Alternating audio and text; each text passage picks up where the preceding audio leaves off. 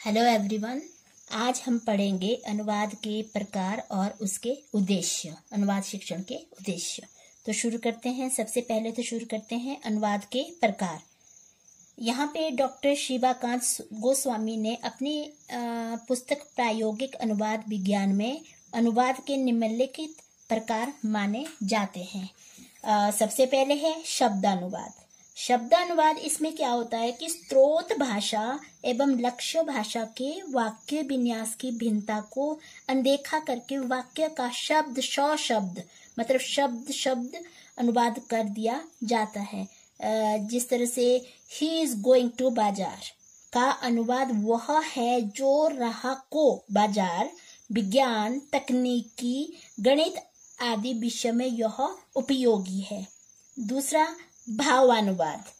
भावानुवाद में स्रोत भाषा में व्यक्त भाव के प्रति आग्रह रहता है। अनुवादक अपनी रचनात्मकता के बल पर मूल कृति के सौंदर्यों का संरक्षण कर पाता है। तीसरा छायानुवाद। छायानुवाद में इसमें क्या होता है कि मूल कृति का कुछ प्रभाव ग्रहण करके स्वतंत्र रूप से रचना की जाती है। इसमें प्राय नाम, देश, काल, पात्र आदि का देशीकरण किया जाता है। फोर्थ है व्याख्यानुवाद। इसमें मूल कृति की व्याख्या कर अनुवादक अपना ज्ञान एवं शैली व्यक्त कर महत्वपूर्ण स्थान को प्राप्त करता है। पांचवा है सारानुवाद। यहाँ पे इसमें क्या होता है कि मूल सामग्री का संक्षिप्त अनुवाद किया जाता है, जैसे भाषण, रिपोर्ट आदि का अनुवाद। 6 है वार्तानुवाद। इसमें द्विभाषियों द्वारा वार्ता के समय तत्काल संपन्न किया जाता है। 7वां है रूपांतरण। इसमें कथ्य का लक्ष्य भाषा के रूप परिवर्तित कर दिया जाता है। रूप मीन्स फॉर्म, परिवर्तित कर दिया जाता है। कहानी का नाट्य रूपांतरण इस तरह से ही है। तो 8वां है आदर्श अनुवाद। आदर्श अनुवाद इसमें स्रोत भाषा की मूल सामग्री का सहज अनुवाद होता है और इसमें जिसमें अनुवादक क्या करता है, अपना व्यक्तित्व अभिव्यक्त नहीं कर सकता है। और 9 है पद्यानुवाद।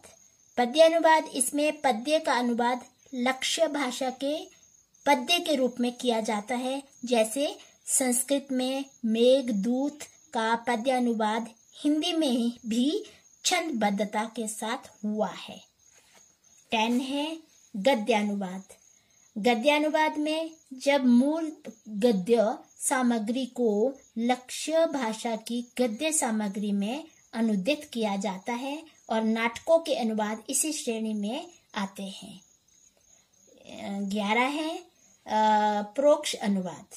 प्रोक्ष अनुवाद इसमें क्या होता है कि मूल भाषा से सीधे अनुवाद न करके मध्यवर्ती पाठ से अनुवाद किया जाता है, जैसे मूल तेलुगु के हिंदी अनुवाद से पंजाबी में अनुवाद करना प्रोक्ष अनुवाद कहा जाता है या कहा जाएगा। 12 है पुनर्नुवाद, दोहराना। इसमें मूल भाषा को स्रोत सामग्री को फिर से मूल भाषा में अनुदित करना पुनर्नुवाद कहलाता है। 13 है सूचनानुवाद। सूचनानुवाद इसमें मूल पाठ की विद्यागत विशेषता को अनदेखा कर केवल विषय वस्तु का अनुवाद किया जाता है। और यहाँ 14 है सामान्य गद्यानुवाद। ऊपर हमने पढ़ा था गद्यानुवाद, यहाँ पे क्या है सामान्य गद्यानुवाद। इसमें क्या होता है कि मूल भाषा की गद्य पद्य रचना को गद्य में अनुवाद कर पाठक को मूल पाठ की समझ में सहायता करता है, जैसे अंग्रेजी कविता का हिंदी में गद्यानुवाद। 15 है मुक्त छंदानुवाद। मूल सामग्री से मुक्त छंद में अनुवाद कर उसे तुक मात्रा के बंधन से स्वतंत्र कर दिया जाता है। 16 है शैक्षणिक अनुवाद। इसमें क्या होता है कि मूल सामग्री से मुक्त छंद में अनुवाद कर उसे तुक मात्रा के बंधन से स्वतंत्र कर दिया जाता है।